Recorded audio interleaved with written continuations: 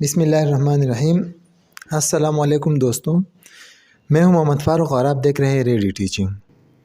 آج ہم 5th class کے سائنس کا چوتھا لیکچر سٹارٹ کریں گے جو کہ پیج نمبر 7 پر موجود ہے۔ 5th کلاس کا سائنس بک ہے جو نیا کورس ہے، اور ٹاپک جو ہے جس طرح میں نے لکھا ہے classification and characteristics of animals.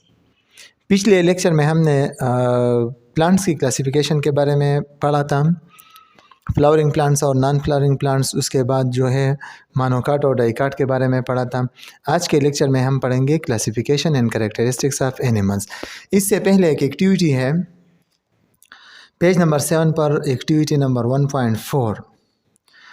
اس میں بچوں کو ہم ہدایت دیں گے کہ paste leaves of monocot and dicot plants in scrapbook, کہ وہ اپنے نوٹ بک میں مختلف مانوکاٹ اور ڈائیکاٹ پلانٹس کے لیوس کو اکٹھا کریں اور اسے پیسٹ کریں، ٹھیک ہے۔ اور جو فرق تھا وہ تو ہم نے کل والے لیکچر میں، جو لیکچر 3 نمبر لیکچر ہے، اس میں ہم نے ڈیٹیل کے ساتھ جو مانوکاٹ اور ڈائیکاٹ کے پلانٹس کے پتوں میں جو فرق ہے وہ ہم نے ڈیٹیل میں پڑھا ہے۔ اس کے علاوہ فلاورز جو ہے نان فلاورنگ اور فلاورنگ پلانٹس کے پول جو ہے انہیں بھی اگر ہم پیسٹ کریں تو یہ ایکٹیویٹی ہمارے پاس کمپلیٹ ہو جائے گی، ٹھیک ہے۔ اس کے بعد جو ٹاپک آتا ہے وہ ہے جس طرح اس بک میں classification and characteristics of animals, تو اسے ہم پڑھیں گے، ٹھیک ہے۔ جتنے بھی اینیملز ہیں یا جانور ہے، تو جانوروں کو 2 بڑے گروپوں میں تقسیم کیا گیا ہے، یعنی ورٹیبریٹس اور دوسرا ہے انورٹیبریٹس۔ ان میں بیسک جو فرق ہے ان کا کمپیریزن ہم کریں گے۔ ورٹیبریٹس کیا ہوں گے؟ سب سے پہلی بات کہ ورٹیبریٹس میں بیک بون موجود ہوتا ہے، ٹھیک ہے۔ اس کے علاوہ ورٹیبریٹس میں بیک بون کے علاوہ انٹرنل اسکیلیٹن موجود ہوتا ہے۔ مین ڈفرینس یہ ہے کہ ان میں انٹرنل اسکیلیٹن، اندرونی ڈھانچہ جو ہے وہ موجود ہوتا ہے، ٹھیک ہے۔ اور جو یعنی بونی اسکیلیٹن، اندرونی ڈھانچہ اس میں موجود ہوتا ہے۔ اس کے علاوہ brain is present with in the skill, کہ ورٹیبریٹس میں جو دماغ ہوتے ہیں تو دماغ کھوپڑی، اسکل یعنی کھوپڑی کے اندر محفوظ ہوتے ہیں۔ اس کے علاوہ گریٹ ایبیلٹی آف سینس، مطلب کیا ہے کہ ان میں ڈیولپڈ سینس آرگنز ہوں گے، بڑے سینس آرگن ہوں گے۔ ان سینس آرگنز کی وجہ سے یہ ماحول میں ارد گرد جو تبدیلیاں رونما ہوتی ہیں ان تبدیلیوں کو اچھے طریقے سے محسوس کر سکتے ہیں، ٹھیک ہے۔ اس کے علاوہ ان میں کلوزڈ سرکولیٹری سسٹم ہوتا ہے۔ ورٹیبریٹس میں closed circulatory system, closed circulatory system کا مطلب یہ ہے کہ ان میں بلڈ جو ہے وہ بلڈ ویسلز میں، رگوں کے اندر جو ہے وہ بہیں گے، اور کوئی اوپن سسٹم نہیں ہوگا، ٹھیک ہے۔ بلڈ ویسلز کے اندر جو ہے وہ بلڈ سرکولیٹ ہوگا۔ اس کے علاوہ ان کے جسم کے اوپر ہیئرز، اسکیلز یا فیترز وغیرہ جو ہے وہ موجود ہوں گے۔ مثال کے طور پر ہم ممالیہ لیتے ہیں، انسان کو لیتے ہیں، تو انسان کے وجود کے اوپر جتنے بھی میمز ہیں ان کے وجود کے اوپر ہیڈز ہیں، یہ ورٹیبریٹس کے گروپ میں آتے ہیں۔ اس کے علاوہ مچھلیوں کو ہم دیکھتے ہیں تو ان کے وجود کے اوپر اسکیلز موجود ہوتے ہیں، ٹھیک ہے، وہ بھی ورٹیبریٹس ہیں۔ اس کے علاوہ فیترز جو ہے، برڈس کے اوپر فیترز موجود ہوتے ہیں، وہ بھی ان ورٹیبریٹس کے گروپس میں آتے ہیں۔ تو جتنے بھی ورٹیبریٹس ہیں، تو میں تھوڑا شارٹلی بتاؤں کہ ان میں بیک بون ہوتا ہے، انٹرنل اسکیلیٹن ہوتا ہے، برین اسکل کے اندر جو ہے محفوظ ہوتے ہیں، اور ڈیولپڈ سینس آرگنز ہوں گے، کلوزڈ سرکولیٹری سسٹم ہوگا، ہیئر، اسکیلز اور فیترز ان کے وجود پر ہوں گے۔ اس کے علاوہ ایک اہم بات یہ بھی ہے کہ جتنے بھی آرگینزمز ہیں دنیا میں اس ارتھ پر، تو ان میں 95% آف اینیملز جو ہے وہ انورٹیبریٹس ہیں، صرف 5% جو ہے وہ ورٹیبریٹس ہیں۔ اچھا، اب ہم آتے ہیں انورٹیبریٹس کے کریکٹرز کی طرف۔ انورٹیبریٹ جو ہے do not have internal bones یا اسکیلیٹن، ان میں اندرونی ڈھانچہ یا ہڈیاں جو ہے وہ انٹرنلی موجود نہیں ہوتے، ان کے وجود کے اوپر ایکسٹرنل اسکیلیٹن موجود ہوتا ہے جو ان کے اندرونی سافٹ آرگنز کی حفاظت کریں گے۔ اس کے علاوہ ان کے باڈیز مختلف اسٹرکچرز میں ہوتے ہیں، بعض فلیٹ ہوتے ہیں ہموار، بعض گول ہوتے ہیں راؤنڈ، بعض سیگمنٹڈ ہوتے ہیں جو مختلف پارٹس میں ان کے کا جسم تقسیم ہوتا ہے، جس طرح چوینٹی کا ہے کہ ہیڈ ہے، اس کے بعد جو ہے تھوریکس ہے، اس کے بعد جو ہے ایبڈومن ہے، تو اس طریقے سے ان کا وجود جو ہے وہ اس طرح سیگمنٹڈ ہوتا ہے، ٹھیک ہے۔ اچھا، the body parts are different in different groups, مختلف گروپس میں ان کے جسم کے اسٹرکچرز مختلف ہو سکتے ہیں، بلکہ ہوں گے۔ اس کے علاوہ یہ تو یہ ایک شارٹ انٹروڈکشن تھی ورٹیبریٹس اور انورٹیبریٹس کی۔ ڈیٹیل اب ہم پڑھیں گے ورٹیبریٹس کے مختلف گروپس کے بارے میں اور انورٹیبریٹس کے مختلف گروپس کے بارے میں بھی اب ہم ڈیٹیل میں پڑھیں گے۔ اچھا، تو نیکسٹ ٹاپک کی طرف جانے سے پہلے ہم اس ایکٹیویٹی پر تھوڑا نظر دوڑاتے ہیں۔ Activity number 1.5 page number 7۔ اس ایکٹیویٹی میں دو جانوروں کے تصاویر دکھائے گئے ہیں، ایک ہے تتلی اور دوسرا ہے کبوتر۔ بچوں سے ہم کہیں گے کہ ان دو تصاویر پر غور کریں اور لکھ کے اپنی کاپی میں یا بتائیں اپنے کلاس فیلوز کو کہ ان دونوں میں کیا ڈفرینسز ہے۔ تو جتنے بھی ہم نے ورٹیبریٹس کے ڈفرینسز جو کریکٹرز تھے وہ ہم نے پڑھے، وہ تمام ورٹیبریٹس کے کریکٹرز کبوتر پر لاگو ہوں گے، اور جتنے بھی انورٹیبریٹس کے کریکٹرز ہم نے پڑھے وہ لاگو ہوں گے تتلی پر، ٹھیک ہے۔ اس کے بعد ہم بڑھتے ہیں اپنے نیکسٹ ٹاپک کی طرف، اور ہمارا نیکسٹ ٹاپک کیا ہے کہ جتنے بھی ورٹیبریٹس ہیں تمام ورٹیبریٹس کی کلاسیفیکیشن کریں تو 5 بڑے گروپوں میں تقسیم ہوتے ہیں۔ پہلا گروپ جو ہے وہ ہے فش۔ فش جتنے بھی ہیں تمام کے تمام واٹر میں رہتے ہیں، ان کے جسم کے دونوں اطراف پوائنٹڈ ہوتے ہیں، اس طرح پوائنٹڈ ہوتے ہیں، ٹھیک ہے، اور جو درمیانی حصہ ہے جسم کا تو وہ تھوڑا سا بڑا ہوتا ہے۔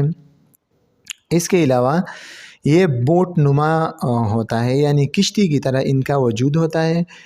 تو کشتی کی طرح اس لیے ہوتا ہے کہ یہ آسانی کے ساتھ پانی میں تیر سکیں۔ اس کے علاوہ ان کے جسموں کے اوپر سکیلز موجود ہوتے ہیں، یہ سانس لیتے ہیں گلز کے ذریعے سے، ٹھیک ہے، اور ان کے جسم کے اوپر فینس، یہ ان کے وجود کے اوپر اس طرح سے فنس موجود ہوتے ہیں، اور ان کا ٹیل جو ہے وہ بھی موجود ہوتا ہے۔ یہ فنس اور ٹیلز بھی مدد دیتے ہیں تیرنے میں۔ اس کے علاوہ یہ اپنا نسل بڑھاتے ہیں ایگز کے ذریعے سے۔ اس کے علاوہ ان کا جسم جو ہے یہ ہوتا ہے کولڈ بلڈڈ۔ ان دو باتوں کو تھوڑا سا ڈسکس کرتے ہیں، ایک یہ گلز کے ذریعے سے سانس کس طرح سے لیتے ہیں، اور کولڈ بلڈڈ وارم بلڈڈ کا مطلب کیا ہوتا ہے، ٹھیک ہے۔ گلز یہ ہمارے پاس جو ہے ایک مچھلی ہے، یہ ان کا منہ ہے، یہاں پر جو ہے ایک کور ہوتا ہے، اس کے اندر جو ہے یہ گلز موجود ہوتا ہے۔ مثال کے طور پر یہ گلز ہے، گلز کے ذریعے سے سب سے پہلے گلز کے ذریعے سے سانس لینے کو برانکیل ریسپائریشن کہا جاتا ہے۔ برانکیل ریسپائریشن۔ سکن کے ذریعے سے، سکن کے ذریعے تو گلز کے ذریعے سے ہو گیا، سکن کے ذریعے سے، سکن کے ذریعے سے ریسپائریشن کو کیوٹینیس ریسپائریشن کا نام دیا جاتا ہے، اور لنگز کے ذریعے سے ریسپائریشن کو نام دیا جاتا ہے پلمونری ریسپائریشن کا، ٹھیک ہے۔ گلز کے اندر کیا ہوتے ہیں؟ مثال کے طور پر یہ ہوگئے گلز، گلز کے اندر بلڈ کیپیلریز موجود ہوتے ہیں۔ میں آسانی کے ساتھ بتا رہا ہوں، جب مچھلی اپنے منہ کو کھولتا ہے تو منہ کے اندر water plus oxygen plus oxygen, یعنی یہ آکسیجن پانی کے اندر جو ڈیزولوڈ آکسیجن ہے وہ پانی کے ساتھ ان کے منہ کے اندر چلا جاتا ہے اور یہاں سے یہ چلے جاتے ہیں گلز کے اوپر۔ گلز میں بلڈ کیپیلریز موجود ہے جن کے اندر بلڈ موجود ہوتا ہے۔ کیا ہوتا ہے کہ جب یہ پانی آکسیجن کے ساتھ یہاں پر آ جاتے ہیں تو واٹر سے carbon dye oxide in water کے اندر آ جاتا ہے اور واٹر سے آکسیجن جو ہے وہ بلڈ کے اندر چلا جاتا ہے، ٹھیک ہے۔ تو اس طریقے سے، اور یہ بلڈ جو ہے یہ اس کے بعد جو پورا جسم ہے مچھلی کا ان میں یہ آکسیجن ٹرانسپورٹ ہوتا ہے۔ اچھا، اس طریقے سے گل جو ہے وہ واٹر سے آکسیجن کو کلیکٹ کرتا ہے۔ اس کے بعد ایک اور لفظ ہے کولڈ بلڈڈ۔ کولڈ بلڈڈ کا مطلب یہ ہے، ایک ہوتے ہیں کولڈ بلڈڈ جانور اور دوسرے ہوتے ہیں وارم بلڈڈ۔ کولڈ بلڈڈ ایسے جانور ہوتے ہیں جن کے جسم کے اندر ٹیمپریچر کنٹرول کرنا یا ہیٹ پیدا کرنے کا کوئی سسٹم جو ہے وہ موجود نہیں ہوتا، وہ اپنے جسم کے اندر ہیٹ کو پروڈیوس نہیں کر سکتے، یہ ارد گرد کے ماحول کے ہیٹ پر انحصار کرتے ہیں۔ اور وارم بلڈڈ ایسے جانور ہوتے ہیں جو کہ جن کے جسموں کے اندر ایک ایسا سسٹم ہوتا ہے جو کہ برین کنٹرول کرتا ہے، اور وہ سسٹم کیا کرتا ہے کہ وہ ماحول کے ہیٹ پر انحصار نہیں کرتے، ماحول کے ٹیمپریچر پر انحصار نہیں کرتے، بلکہ ان کے وجود کے اندر خود ٹیمپریچر یا ہیٹ پیدا کرنے کا ایک سسٹم موجود ہوتا ہے اور وہ برین کے کنٹرول میں ہوتا ہے، ٹھیک ہے۔ اچھا، اس کے بعد ہم آتے ہیں ایمفیبینس کی طرف۔ ایمفیبینس ایسے جانور ہیں جو کہ پانی کے اندر بھی رہتے ہیں اور زمین پر بھی رہ سکتے ہیں۔ یہ لنگز کے ذریعے سے ریسپائریشن کرتے ہیں، یعنی پلمونری ریسپائریشن ان میں ہوتی ہے۔ اس کے علاوہ یہ سکن کے ذریعے سے بھی ریسپائریشن کر سکتے ہیں اور انہیں کیوٹینیس ریسپائریشن کا نام دیا جاتا ہے۔ ان کا جو سکن ہوتا ہے وہ مائسٹ، تھوڑا سا لوز اور مائسٹ، یہ تر، یعنی ان کے جسم کے اوپر جو ہے یہ تھوڑا سا نرم بھی ہوتا ہے، لوز اور مائسٹ بھی ہوتا ہے، ٹھیک ہے۔ اچھا، یہ بھی فش کی طرح کولڈ بلڈڈ اینیملز ہیں۔ ان کی ڈیولپمنٹ ایگز سے ہوتی ہے اور ان کی ڈیولپمنٹ ہوتی ہے واٹر کے اندر۔ پھر جب ان کا باڈی جو ہے وہ ڈیولپ ہو جاتا ہے تو اور ان کے لیگز نکل آتے ہیں تو پھر یہ زمین پر بھی چلنے کے قابل ہو سکتے ہیں اور پھر یہ زمین پر بھی رہ سکتے ہیں۔ اچھا، ان کے چند جو ہے ایگزامپلس پڑھیں گے، بک میں دکھایا گیا ہے۔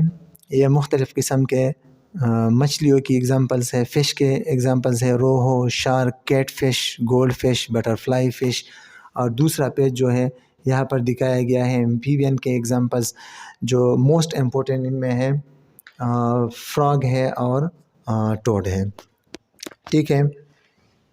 اچھا، اب ہم تیسرے کلاس کے بارے میں پڑھیں گے۔ تیسرا گروپ جو ہے ورٹیبریٹس کا وہ ہے ریپٹائلز۔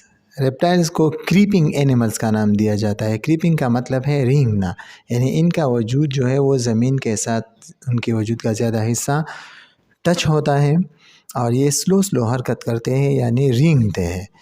اس کے علاوہ ان کا وجود جو سکن ہے تو وہ تک ہوتا ہے، موٹا اور خشک ہوتا ہے۔ یہ تک اور موٹا سکن جو ہے یہ ایکسٹرنل جو اثرات ہیں، ان ماحول کے جو بیرونی اثرات ہیں ان اثرات سے ان کی حفاظت کرتے ہیں۔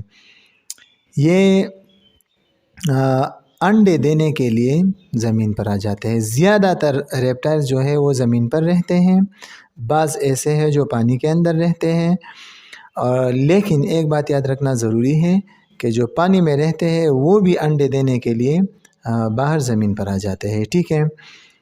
اس کے علاوہ جتنے بھی ریپٹائلز ہیں تو وہ زیادہ تر کولڈ بلڈڈ ہے۔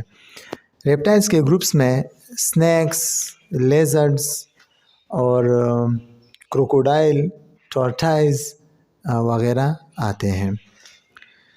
اس کے بعد ہم بڑھتے ہیں چوتھے گروپ یعنی برڈس کی طرف، پرندے۔ ان کے وجود کے اوپر فیترز ہوتے ہیں جو کہ ان کی حفاظت کے لیے ہوتے ہیں۔ اس کے علاوہ ان کی ایک چونچ، بیک چونچ ہوتی ہے جن کے ذریعے سے یہ خوراک کرتے ہیں۔ اس کے علاوہ ان کی جو ہڈیاں ہیں وہ اندر سے خالی ہوتے ہیں، اور ان ہڈیوں کا فائدہ یہ ہے کہ یہ پھر ہلکے ہوتے ہیں جو اڑنے کے لیے انہیں آسانی فراہم کرتی ہے۔ اچھا، زیادہ تر جو پرندے ہیں وہ ہوا میں اڑتے ہیں۔ اس کے علاوہ پرندوں کی ایک قسم یہ بھی ہے کہ یہ پانی کے اندر تیر سکتے ہیں، مثال کے طور پر بطخ جو ہے وہ پانی کے اندر تیر سکتے ہیں۔ اس کے علاوہ بعض پرندے ایسے ہیں جو کہ زمین پر رہتے ہیں اور وہ اڑ نہیں سکتے، مثال کے طور پر کیوی ایک ایسا پرندہ ہے جو زمین پر دوڑتے ہیں لیکن یہ اڑ نہیں سکتے۔ تو ان دوڑنے والے پرندوں کو ہم نام دیتے ہیں رننگ برڈس کے۔ تمام جتنے بھی پرندے ہیں یہ ریپروڈکشن کرتے ہیں ایگز کے ذریعے سے، اور جتنے بھی پرندے ہیں یہ وارم بلڈڈ ہیں۔ اس کے بعد ہم بڑھتے ہیں پانچویں آخری اور سب سے اہم جو گروپ ہے میملز۔ سب سے اہم اس لیے میں نے بولا کہ انسان بھی اس گروپ سے تعلق رکھتا ہے۔ یہ انڈے نہیں دیتے بلکہ بچے دیتے ہیں۔ یہ تمام میملز میں جتنے بھی جانور آتے ہیں وہ اپنے بچوں کو دودھ پلاتے ہیں۔ ان کے وجود کے اوپر فر ہوتے ہیں یا ہیئرز، یعنی کیٹ کے اوپر فر ہوتے ہیں اور انسانوں کے اوپر ہیئرز ہوتے ہیں، اور جتنے بھی میملز ہیں تمام کے تمام وارم بلڈڈ ہیں۔ ٹھیک ہے، تو یہ تھی جتنے بھی ورٹیبریٹس تھے، ورٹیبریٹس کے 5 گروپ جو بڑے بڑے تھے وہ ہم نے ڈیٹیل کے ساتھ پڑھے، اور لاسٹ لیکچر انشاءاللہ ان ورٹیبریٹس کے کلاسیفیکیشن کے بارے میں کریں گے۔ تب تک کے لیے اللہ حافظ، تھینکس الاٹ۔